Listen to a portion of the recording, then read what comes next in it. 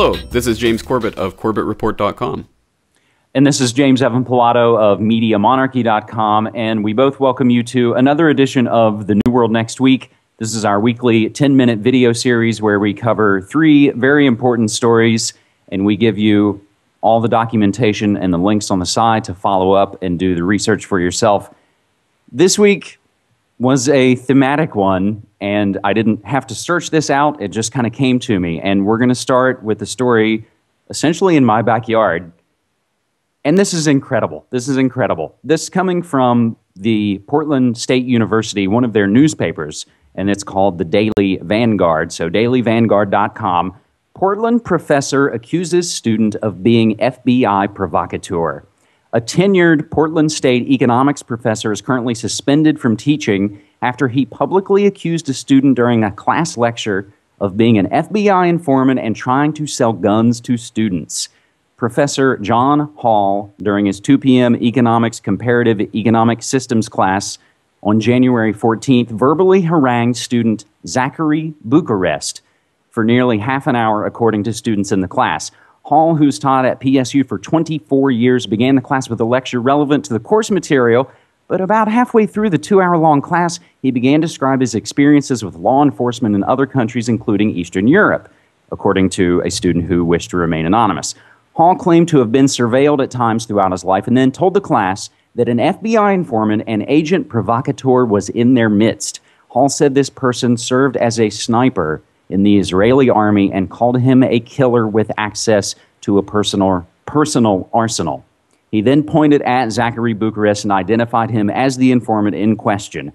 Bucharest, a student at PCU since the fall of 2006 and current chief of staff for ASPSU, sat silently throughout the ordeal. Hall accused Bucharest of trying to organize students to participate in violent acts against the university. Basically, this story goes on and on and on. We'll cap it off with Bucharest got up and said that some of Hall's claims about his military background were true, but that other claims the professor made were not. James, I have a couple little updates on this story, but what's your initial take on this? Well, I want to say how come classes were never this exciting when I was in university, but as we were talking about off-air, maybe they were. Maybe this is maybe more common than people would realize, but it's just not pointed out in such a dramatic way on an everyday basis. The 2 main pieces or sources of information are coming from the aforementioned Daily Vanguard, the PSU newspaper, and our local Oregonian. There is also a YouTube video that I have embedded that has a bit from the local Fox TV news station that adds in some extra information that alleges to show Bucharest's old MySpace page and YouTube account. And this is a very serious thing. I talked to a guy at my workplace last night, started to bring up the story. He knew what I was talking about even before I finished the sentence, and said a friend of his is in one of those economics classes, was not in the class, but that it seems fairly well known that this guy was talking about guns and talking about being violent. That is essentially what infiltrators and what people refer to as COINTELPRO.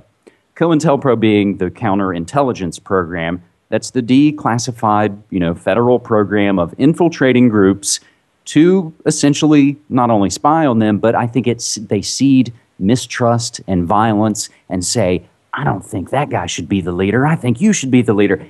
Stirs up all kinds of things that unfortunately are of human nature, and groups fall apart. So whether that's peace groups, like even documented in, mainline tip of the iceberg things from Michael Moore and Fahrenheit 9/11, Feds infiltrating peace groups. We know they've done it to Black Panthers groups and other protest groups. And this essentially ties in thematically what we're talking about, James. That's right. And anyone who wants more on that can just look up Cass Sunstein and cognitive infiltration, and they'll find some very recent and very interesting ideas about infiltration and the federal government. But let's moving right along. Let's take a look at another form of infiltration, and again on the domestic front in the U.S. So we're going to broaden the scope out a little bit and get a story from Raw Story, where they cite an interview recently with the Honorable Dr. Ron Paul. Congressman Ron Paul from Texas was on Rachel Maddow's show, And he said that neocon influence is infiltrating the Tea Party, which is essentially formerly known as the Liberty Movement.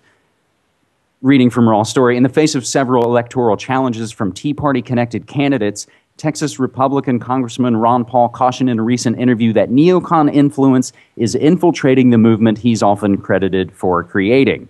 So they talk about this Tea Party movement that, James, essentially we both know and have covered extensively on CorbettReport.com and MediaMonarchy.com, that this was a real grassroots movement that is about abolishing the Federal Reserve, which is about, tax freedom, essentially getting back to the Constitution and the Bill of Rights.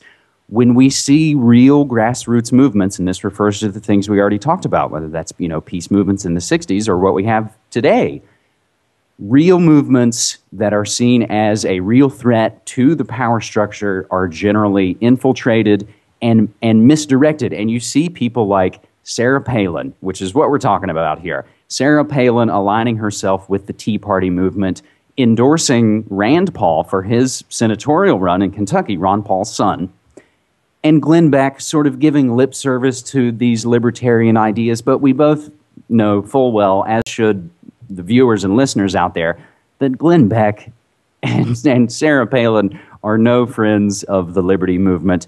We have a lot of sources here and a lot of quotes in the videos available of Ron Paul talking about this takeover. The bottom part of this post, we go to an article from Aaron Dykes and Alex Jones over on InfoWars, where they take it, of course, to the logical extension, is that neocon Palin's Tea Party takeover will help facilitate an Obama re-election. That basically, when you have someone who is essentially such a fool as Sarah Palin, I even sometimes hate spending time on her because to me, it's obvious she would never survive the 2012 campaign.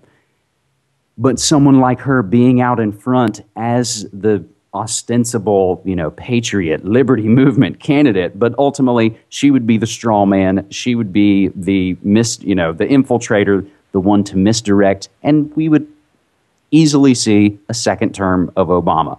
She talks about, and other folks talk about as well, a new article from Daniel Pipe saying Obama bombing Iran is the only way to save his presidency. So I could go on and on and on, but James, let's wrap up the second story with your take on Palin and the Tea Party. Right. Well, I agree with your assessment completely. But on the topic of infiltration of the Tea Party movement, have you seen the recent Captain America issue, where Captain America is going to infiltrate that racist Tea Party movement? I saw the headline, but I have not seen. I didn't read the report. You need to take a look at that. It's something else. It's really incredible. So yes, I think this movement is being turned into something that can be easily parodied and easily seen as just some sort of vent for racist America or something, where it was really and truly, the roots were in the liberty movement and in Ron Paul's freedom message and wanting to adhere to the Constitution, which of course are things that are great and laudable, but they can be shunted into this phony left-right garbage which keeps people's minds locked in a prison. So we're here to offer the key and to tell people don't fall into the trap, but you're not going to listen to us, are you? All right. Oh, okay. So quickly, one more, yeah. And again, there's so much more information to all of these stories, folks, and I implore you to go check out all of this. Our third story there is the case as well. Iran claims arrest of 2 CIA agents ahead of February 11th events. Some of the other reporting and headlines: Iran detained 7 spies tied to U.S.-funded radio station. Now, this Press TV report is the Iranian news, so again, you have to sometimes take your source into account, but Iran is saying that it arrested 7 people, including 2 Central Intelligence Agency operatives who plan to stoke unrest and violence on a march scheduled for February 11th. The march, of course, commemorating the 31st anniversary of the victory of the Islamic Revolution in Iran. Something recently that Clyde Lewis of Ground Zero on KUFO here in Portland had Freeman on as a guest, and I also listened to Freeman recently on Red Ice Radio, where they're talking about now Iran has claimed, they're going to deliver a punch to the West during this march.